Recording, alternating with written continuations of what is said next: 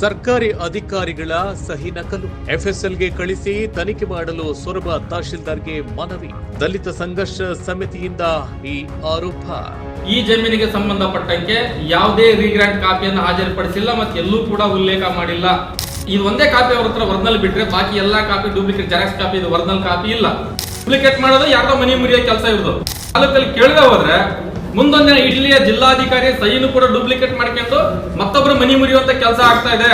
ಸೊರಬ ತಾಲೂಕಿನ ಜಡಿ ಹೋಬಳಿಯ ಶಂಕರಿಕೊಪ್ಪ ರೈತರಿಗೆ ಸಂಬಂಧಪಟ್ಟಂತಹ ಭೂಮಿಯ ದಾಖಲೆಗಳು ನಕಲು ಮಾಡಿದ್ದಾರೆ ಎಂದು ದಲಿತ ಸಂಘರ್ಷ ಸಮಿತಿಯ ತಾಲೂಕು ಸಂಚಾಲಕ ಮಹೇಶ್ ಶಕನವಳ್ಳಿ ಆರೋಪ ಮಾಡಿದ್ದಾರೆ.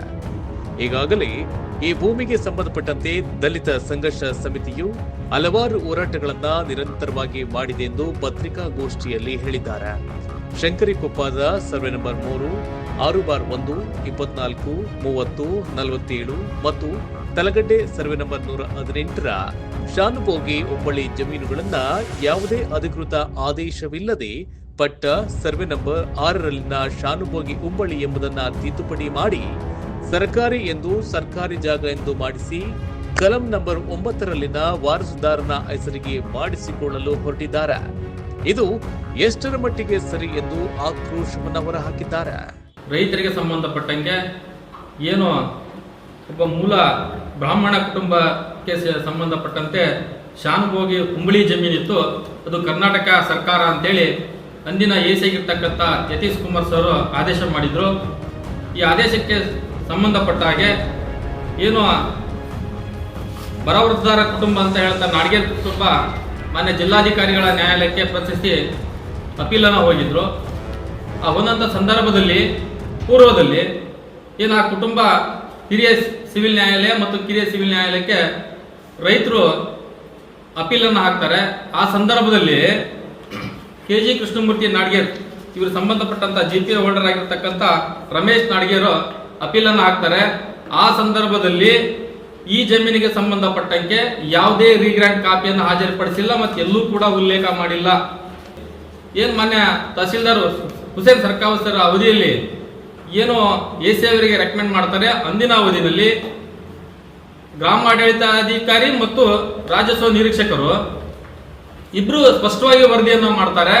ಇದು ಜಮೀನಿಗೆ ಸಂಬಂಧಪಟ್ಟಂಗೆ ಯಾವುದೇ ರೀಗ್ರಾಂಟ್ ಆಗಿರುವುದಿಲ್ಲ ಅಂತ ಶರ ಬರೀತಾರೆ.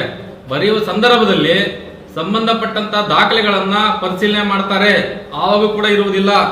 ಅದಾದ ನಂತರದಲ್ಲಿ ನಾವು ವೈಯಕ್ತಿಕವಾಗಿ ಅರ್ಜಿಯನ್ನು ಸಲ್ಲಿಸಿ ಏನು ಈ ಶಂಕರಿಕೊಪ್ಪ ಗ್ರಾಮದ ಸರ್ವೆ ನಂಬರ್ 3, 4, 6 ಮತ್ತೆ 24, 30, 47 ತಲಗಡೆ ಸರ್ವೆ ನಂಬರ್ 118ಕ್ಕೆ ಸಂಬಂಧಪಟ್ಟಂಗೆ ರೀಗ್ರಾಂಟ್ ಕಾಪಿಯನ್ನು ಹಾಜರುಪಡಿಸಿ ಅಂತೇಳಿ ನಾವು ಅರ್ಜಿ ಕೊಟ್ಟಾಗ ಅರ್ಜಿಗೆ ಸಂಬಂಧಪಟ್ಟಂತೆ ತಾಲೂಕು ಆಫೀಸ್ ಸೊರಬರವರು ನಮಗೆ ಹಿಂಬರ ನೀಡ್ತಾರೆ. ಯಾವುದೇ ರೀಗ್ರಾಂಟ್ ಆಗಿರೋದಿಲ್ಲ ಮತ್ತೆ ಅರ್ಜಿ ಸಂಬಂಧ ಸಲ್ಲಿಸಿದ್ದು ಕೂಡ ಯಾವುದೇ ದಾಖಲಾತಿ ಇಲ್ಲ ಅಂತೇಳಿ ಹಿಂಬರ ಕೊಡ್ತಾರೆ. 2024, 29 5ನೇ ತಿಂಗಳಲ್ಲಿ ನಮಗೆ ಹಿಂಬರವನ್ನ ಕಲ್ಗಡ್ಡಿ ಸರಿ ನಂಬರ್ ಕೊಡ್ತಾರೆ. ಶಂಕರಿಕೊಪ್ಪಕ್ಕೆ ಸಂಬಂಧಪಟ್ಟಂಗೆ 4/3/2024ರಲ್ಲಿ ಹಿಂಬರವನ್ನ ಕೊಡ್ತಾರೆ. ಇದಾದ ನಂತರದಲ್ಲಿ ಏನ್ GPA ಹೋಲ್ಡರ್ ರಮೇಶ್ ನಾಡ್ಗೇರ್ ಇದ್ದಾರೆ, ಇವರು ಎಸಿಯ ಆದೇಶವನ್ನ ಪ್ರಶ್ನಿಸಿ ಜಿಲ್ಲಾಧಿಕಾರಿ ನ್ಯಾಯಾಲಯಕ್ಕೆ ಹೋದಂತ ಸಂದರ್ಭದಲ್ಲಿ ಒಂದು ಅನುಮಾನಾಸ್ಪದವಾಗಿರ್ತಕ್ಕಂಥ ರೀಗ್ರಾಂಟ್ ಕಾಪಿಯನ್ನ ಹಾಜರುಪಡಿಸ್ತಾರೆ. ಇಲ್ಲಿ ಈ ರೀಗ್ರಾಂಟ್ ಕಾಪಿ ನೋಡಿದ್ರೆ ಗೊತ್ತಾಗುತ್ತೆ ಇದು ಡೂಪ್ಲಿಕೇಟ್. ಹೇಗೆ ಅಂತಂದ್ರೆ KVOR ಅಂತ ಇದೆ, ಇಲ್ಲಿ KVOAR ಅಂತ ಬರಬೇಕು. ಯಾವುದೇ ರೀಗ್ರಾಂಟ್ ಕಾಪಿ ತೆಗೆದು ನೋಡ್ರು ಕೂಡ ಇಲ್ಲಿ ಇನ್ಸಿಲ್ ತಪ್ಪಾಗಿದೆ. ಇದಾದ ನಂತರದಲ್ಲಿ 2004ರಲ್ಲಿ ಈತ ಅರ್ಜಿ ಕೊಟ್ಟ ಅಂತ ಹೇಳ್ತಾರೆ. ಈ 2004ರ ಅರ್ಜಿಯ ಟಪಾಲು ವಹಿಯನ್ನ ನಾವು ಸ್ವತಃ ತೆಗೆಸಿ ನೋಡಿದ್ದೇವೆ. ಏನ್ ಇವರು 18/2/2004ರಲ್ಲಿ ಅರ್ಜಿ ದಿನಾಂಕ ತೋರಿಸ್ತಾರೆ. ಇಲ್ಲಿ 17, 18, 19 3-4 ದಿನಗಳ ಕಾಲ ಟಪಾಲು ವಹಿಯಲ್ಲಿ ಅರ್ಜಿ ಸಲ್ಲಿಸಿದ್ದನ್ನು ತೆಗೆದು ನೋಡಿದ್ರೆ ಯಾವುದೇ ಅರ್ಜಿ ಸ್ವೀಕಾರ ಆಗಿಲ್ಲ, ಅದು ಹಿಂಬರ ಕೊಟ್ಟಿದ್ದಾರೆ ನಮಗೆ. ಮತ್ತೆ ಇವರ ಮೂಲ ಅರ್ಜಿ 73ರಲ್ಲಿ ತೋರಿಸ್ತಾರೆ.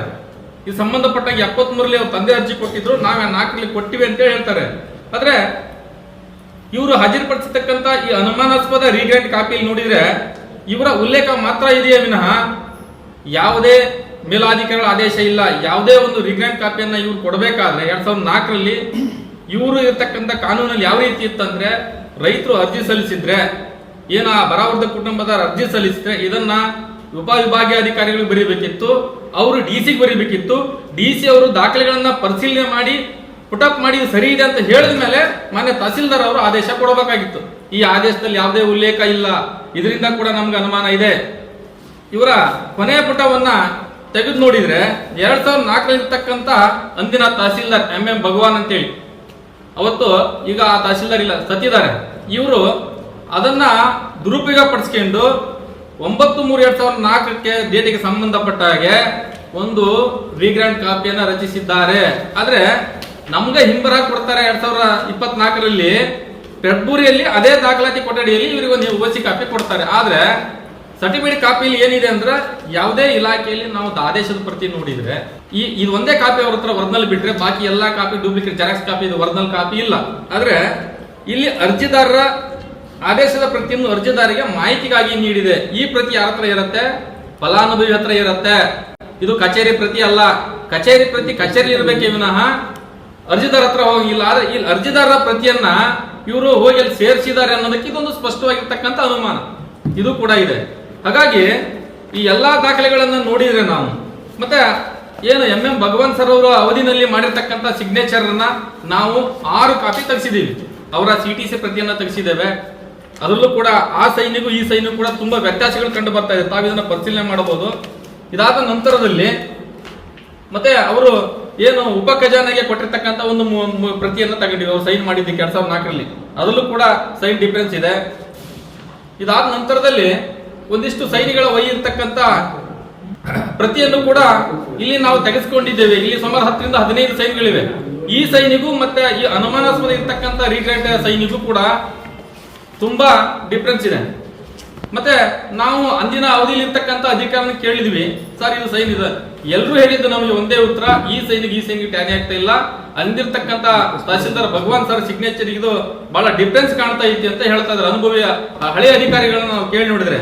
ಹಾಗಾಗಿ ಇವತ್ತು ಈ ದಿನ ನಾವು ಏನು ಸುಳ್ಳು ದಾಖಲೆಗಳನ್ನ ಏನು ಸೃಷ್ಟಿ ಮಾಡಿದ್ದಾರೆ ಅಂತ ಹೇಳಿ ನಮ್ಗೆ ಅನುಮಾನ ಇದೆ. ಏನು ಈ ರೀಗ್ರಾಂಟ್ ಕಾಪಿಯನ್ನ ಹಾಜರುಪಡಿಸಿದ್ದಾರೆ. ಈ ರೀಗ್ರಾಂಟ್ ಕಾಪಿಯನ್ನ ಮಾನ್ಯ ತಹಸೀಲ್ದಾರ್ ದಂಡಾಧಿಕಾರಿಗಳು ಸೊರಬಾರ್ ಅವರು FSL ಬರೀಬೇಕು, ವಿಧಿ ವಿಜ್ಞಾನ ಪ್ರಯೋಗಾಲಯಕ್ಕೆ ಬರೀಬೇಕು. ಈ ಸೈನ್ ಅನ್ನ ಯಾರು ಡೂಪ್ಲಿಕೇಟ್ ಮಾಡಿದಾರೆ ಅನ್ನೋದನ್ನ ಕಂಡುಹಿಡಿಯಬೇಕು. ಸಂಬಂಧಪಟ್ಟ ಹಾಗೆ ಅವರ ಇಲಾಖೆನಲ್ಲಿನೇ ಇದು ಈಗ ಸೇರ್ಪಡೆ ಮಾಡಿದ್ರೆ ಆ ಸಿಬ್ಬಂದಿ ಮೇಲೆ ಕ್ರಮ ಕೈಗೊಳ್ಳಬೇಕು. ಮತ್ತೆ ಇನ್ನು ಯಾರು ರೆಡಿ ಮಾಡಿ ಕೊಟ್ಟಿದಾರಲ್ಲ ಇವರಿಗೆ ಕ್ರಿಮಿನಲ್ ಕೇಸನ್ನ ಮಾಡಬೇಕು. ಇಲ್ಲದೆ ಹೋದ್ರೆ ಈ ತಾಲೂಕಿನಲ್ಲಿ ಈ ರೀತಿ ಆದ್ರೆ ಬಡವರು ಬಗ್ಗರು ಬದುಕೋದು ಬಹಳ ಕಷ್ಟ ಆಗ್ತಾ ಇದೆ.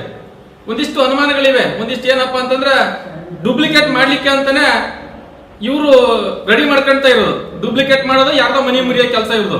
ಹೀಗೆ ಸುಮ್ಮನೆ ಬಿಟ್ಟು ಬಿಟ್ರೆ ನಾವು ಈ ತಾಲೂಕಲ್ಲಿ ಕೇಳದೆ ಹೋದ್ರೆ ಮುಂದೊಂದಿನ ಈ DC ಈ ಜಿಲ್ಲೆಯ ಜಿಲ್ಲಾಧಿಕಾರಿ ಸೈನು ಕೂಡ ಡೂಪ್ಲಿಕೇಟ್ ಮಾಡ್ಕೊಂಡು ಮತ್ತೊಬ್ಬರು ಮನಿ ಮುರಿಯುವಂತ ಕೆಲಸ ಆಗ್ತಾ ಇದೆ. ಹಾಗಾಗಿ ಮಾನ್ಯ ತಹಸೀಲ್ದಾರ್ ಅವರು ಇದನ್ನ ಗಂಭೀರ ಪ್ರಕರಣ ಅಂತೇಳಿ ಪರಿಗಣಿಸಬೇಕು. ಏನ್ ಈ ಅನುಮಾನಾಸ್ಪದ ರೀಗ್ರಾಂಟ್ ಕಾಪಿಯನ್ನ FSL ಗೆ ಕಳಿಸಿ ಇದರ ವರದಿಯನ್ನ ತರಿಸಬೇಕಂತೇಳಿ ತಮ್ಮ ಮೂಲಕ ಆಗ್ರಹನ ಮಾಡ್ತಾ ಇದ್ದೀವಿ.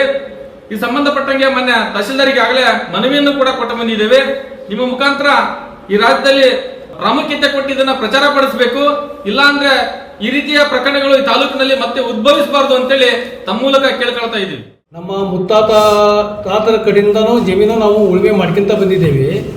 ಆ ಜಮೀನು ನಮ್ಮದು ರೈತರ ಕಾಲಮ್ನಲ್ಲಿ ಯಾವತ್ತೂ ಮೇಲ್ಗಡೆ ಇರಲಿಲ್ಲ, ರೈತರ ಕಾಲಮ್ನಲ್ಲೇ ಇತ್ತು. ಅವಾಗಿಂದನೂ ನಾವು ಮಾಡ್ಕೊಂತಾನೆ ಬಂದಿದ್ದೇವೆ. ಈಗ ಒಬ್ಬರು ನಡುಗೆ ಬಂದು ಅದು ಜಮೀನು ನಮ್ಮದು ಅಂತ ಬೇರೆಯವರಿಗೆ ಮಾರಲಿಕ್ಕೆ ಬಂದಿದ್ರು. ಆಮೇಲೆ ಅದು ವಿಷಯ ಗೊತ್ತಾಗಿ ನಮಗೆ ಬೇರೆಯೊಬ್ಬರು ಸಹಾಯ ಮಾಡಿ ಆ ಜಮೀನು ಈ ಥರ ಆಗ್ತಾ ಇದೆ, ಅದರ ಕಾನೂನು ರೀತಿಯ ಹೋರಾಡಿ ಏನು ನಿಮಗೆ ಇದು ಮಾಡಿಕೊಡ್ತೇವೆ ಅಂತ ಹೇಳಿ ಬಂದರು. ನಾವು ಅದರ ಬಗ್ಗೆ ಒಂದೆರಡು ಸಲ ತಾಲೂಕು ಕಚೇರಿಯಲ್ಲಿ ಸ್ಟ್ರೈಕು ಮಾಡಿದ್ವಿ, ದಲಿತ ಸಂಘದ ವತಿಯಿಂದ ಮತ್ತು ನಮ್ಮ ರೈತರು ಎಲ್ಲರೂ ಸೇರಿ.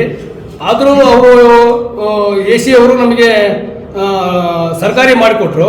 ಆಮೇಲೆ ಅವರಿಗೆ ರೀಗ್ರಾಂಟ್ ಆಗಿದೆ ಅಂತ ಹೇಳಿ ತಿದ್ದುಪಡಿ ಮಾಡಿ DC ಕೋರ್ಟಿಗೆ ಅದನ್ನು ಸಬ್ಜೆಕ್ಟ್ ಮಾಡಿದ್ದಾರೆ. ಅದು ನಾವು ಕೇಳಿದಾಗ ಇಲ್ಲ ಅಂತ, ರೀಗ್ರಾಂಟ್ ಆಗಿಲ್ಲ ಅಂತ ನಮಗೆ ದಾಖಲಾತಿಯನ್ನು ಕೊಟ್ಟಿದ್ದಾರೆ. ಈಗ ಅವ್ರಿಗೆ ಕೊಟ್ಟಿದ್ದಾರೆ, ಮತ್ತೆ ಆಗಿದೆ ಅಂತ ಕೊಟ್ಟಿದ್ದಾರೆ. ಇದು ಡೂಪ್ಲಿಕೇಟು. ಇದ್ರ ಬಗ್ಗೆ ನಮಗೆ ರೈತರಿಗೆ ಒಳ್ಳೇದು ಆಗಬೇಕು. ಇದ್ರ ಬಗ್ಗೆ ಯಾರು ತಪ್ಪು ಮಾಡಿದ್ದಾರೆ ಅವರಿಗೆ ಸರಿಯಾದ ಕಾನೂನು ಶಿಕ್ಷೆ ಆಗಬೇಕು. ಈ ಸುದ್ದಿಗೋಷ್ಠಿಯಲ್ಲಿ ಶಂಕರಿಕೊಪ್ಪದ ಎಲ್ಲ ಗ್ರಾಮಸ್ಥರು ಮತ್ತು ದಲಿತ ಸಂಘರ್ಷ ಸಮಿತಿಯ ಎಲ್ಲ ಸದಸ್ಯರು ಭಾಗವಹಿಸಿದ್ರು. ವಿಜಯ್ ಗೋಳಿ, ನ್ಯೂಸ್ 12 ಕನ್ನಡ, ಸೊರಬ. V12 ಕನ್ನಡ, ಇದು ಕನ್ನಡಿಗರ ಧ್ವನಿ.